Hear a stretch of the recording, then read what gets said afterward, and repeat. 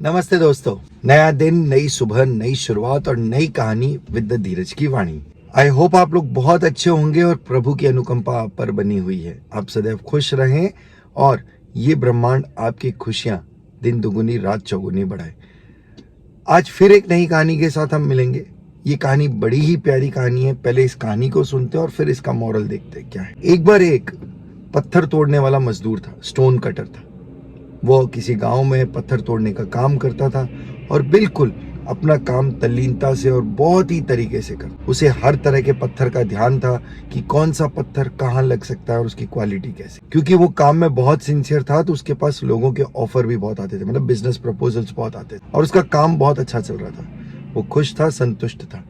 एक दिन ऐसे ही कोई पत्थर क्या डिलीवरी करने गया, ऑर्डर देने गया तो एक घर में घुसा। वहां जाकर उस घर को जब देखा तो उसका दिमाग ठनक गया। वो घर आलीशान घर था जिसके अंदर जो चीजें लगी हुई थी, जो सारी मटेरियलिस्टिक चीजें थी, वो सब उसकी सोच से परे, उसकी देखने से परे था। उसने कभी वैसी चीजें देखी नहीं थी। तो उसके मन में आया कि काश उसके पास भी ऐसी चीजें। वो फिर लौटा और इस बार उसने अपने काम को करने की कैपेसिटी बढ़ा दी। बहुत ज़्यादा काम करने लगा, दिन रात एक करने लगा। अब उसके दिमाग में एक ही धुन थी कि मुझे इतना पैसा कमाना है कि मेरे पास में भी हर एक सुख हो।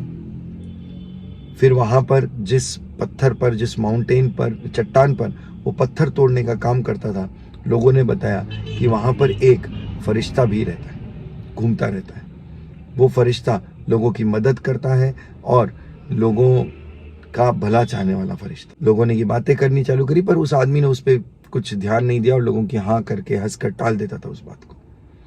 एक दिन ऐसे पत्थर तोड़ते तोड़ते वो खुद से अपने सपने के बारे में बात करने लगा और उसने ये कहा कि उसके घर में भी एक बहुत आलीशान घर हो, बहुत बड़ा घर हो, बहुत ही गद्देदार पलंग हो, जिसके ऊपर सोने की परत चमकी हो। मतलब सब कुछ जो वो विश कर सकता था वो उसने किया। तो उस फरिश्ते ने जब उसके पास से गुजरा तो उसने कहा कि आज से तुम अमीर हो जाओगे, जो चाहोगे वो तुम्हें मिल जाएगा। उस आदमी ने वो आवाज़ सुनी पर उस पर ज़्यादा ध्यान नहीं दिया। शाम को काम करके जब वो घर लौटा तो वो देखता है कि वहां पर वो घर नहीं है, एक महल है। आदमी खुश हो गया। अंदर जाकर देखता तो वो सब कुछ था जो उसको चाहिए था। वो बहुत खुश हो गया, बहुत खुश हो गया और वो अपना जीवन वैसे ही व्यतीत करने लगा। अब वो फिर जाता, वहां पत्थर तोड़ने का काम करता, कम करता। अब उसे काम करना कम कर दिया था थोड़ा, क्योंकि अब उसके पास सब कुछ था, ऐश आलीशान सब चीज़ें थी। थोड़ा बहुत वो खाने पीने के लिए जो चाहिए होता था वो उसका काम करता था। फिर वो एक दिन, जिस दिन बहुत ज़्यादा गर्मी थी, धूप थी, तो घर से बाहर निकलता है, देखता है बहुत तेज़ धूप है, तो मैं आज बाहर लेट जाऊंगा, मेरे पास करने को कुछ है नहीं, कोई मेरा दोस्त नहीं है, मित्र नहीं है, तो मैं लेट ही जाऊंगा, मैं बैठा हूँ। तो वो अंदर से बैठा बैठा बाहर की तरफ देखता है। तो जब वो बाहर की तरफ देखता है तो देखता है कि एक राजकुमार को की वो जो डोली होती है एक तरह से, उसमें आ रहा है। अच्छे सिल्क के पर्दे लगे हुए हैं, अंदर राजकुमार बैठा है, बाहर दो जो उसके सिपाही हैं वो उसके ऊपर गोल्डन कलर का छाता लेकर चल रहे हैं और वो सब कुछ। तब उसको ये लगता है कि यार क्या मस्त लाइफ है ये भी। उसके ऊपर भी गोल्डन छाता है, उसको भी धूप नहीं लगेगी और उसको लाने ले जाने के लिए भी लोग हैं, उसे पैदल भी नहीं चलना पड़ेगा इस गर्मी में। तो वो जब ये सोचता है तो अगले दिन जब वो काम पे जाता है तब वो सोचता है यार ऐसी ज़िंदगी तो मेरी होनी चाहिए, काश मैं एक राजकुमार होता। क्योंकि वो फरिश्ता था, वो मदद करने वाला था, तो उसको फरिश्ता वो बना देता है, उसको राजकुमार बना देता है। उसके पास में भी छाता था, गर्मी थी, सब कुछ, गर्मी से बचने का सब साधन था। वो आता जाता कहीं पे भी तो सिपाही थे उसके पास में आने जाने के लिए। फिर भी गर्मी का असर ज़्यादा कम नहीं हो पाया। धीरे धीरे वो भी काला होता गया और गर्मी बहुत ज़्यादा थी, पसीने बहते थे उसके, छाता होने के बावजूद भी। तब उसे कहीं ऐसा लगा कि यार मुझसे तो ज़्यादा पावरफुल ये सन है, सूर्य है, काश मैं सूर्य होता। तो वो तथास्तु कह देता है फरिश्ता और उसको सूर्य बना लेता है। जब वो सूर्य बन जाता है तो बड़ा खुश हो जाता है, उसको लगता है उससे पावरफुल और कोई चीज़ ही नहीं। वो अपने पावर को दिखाता है, ज़मीन की पूरी घास जला देता है, आसपास लोगों का टैनिंग कर देता है, डार्क कर, लोग परेशान होकर घरों में छुप जाते हैं और बाहर ही नहीं निकलते। तब सूर्य को लगता है कि यार मेरे से पावरफुल कोई चीज़ ही नहीं है। फिर एक दिन किसी दिन बादल आते हैं और उसके सामने उसको बादल ढक लेते हैं। तब शायद उसको एहसास होता है कि यार सूर्य से भी पावरफुल कोई चीज़ है, वो है ये बादल, जो उसको वहाँ तक पहुँचने ही नहीं दे रहे, सूर्य की रोशनी तक को रोक दिया। तो फिर वो अपनी इच्छा करता है कि काश मैं बादल होता तो फरिश्ता उसको बादल बना देता है। जब वो बादल बन के घूमता है, फिर बरसता है, हर जगह हरियाली कर देता है, फिर लोगों के चेहरे पर रौनक आ जाती है, तो देखता है मैं तो बहुत लकी चीज़ हो गया हूँ, मैं तो बहुत पावरफुल हो गया हूँ, मैंने सूर्य को भी छुपा दिया और ये सब कर दिया। वो खूब बरसता है, बरस बरस के वो लोगों के घरों को बहा देता है, फसलें खराब कर देता है, नदियाँ बहने लगती है, सब कुछ होने लगता है।